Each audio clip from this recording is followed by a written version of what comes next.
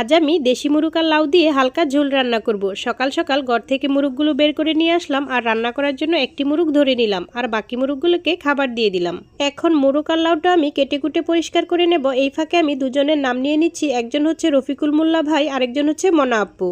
তোমরা কারা কারা নাম শুনতে চাও সবাই কিন্তু আমাকে কমেন্ট করে জানিও। এখন আমার মোরগ আর লাউটা কাটা হয়ে গেছে, এখন রান্না করে নেব। তারপর চুলাটা জ্বালিয়ে কড়াই বসিয়ে তেল দিয়ে পেঁয়াজগুলো ভেজে নিয়েছি। তারপর দিয়ে দিচ্ছি আদা রসুন বাটা, গোটা গরম মশলা, মরিচ, হলুদ, ধনিয়া, জিরা, পরিমাণ মতো লবণ। তারপর অল্প পরিমাণে পানি দিয়ে মশলাটা ভালোভাবে কষিয়ে মাংসটা কষিয়ে নিচ্ছি। মাংসটা কষানো হয়ে গেছে, এখন দিয়ে দিব কেটে রাখা লাউ।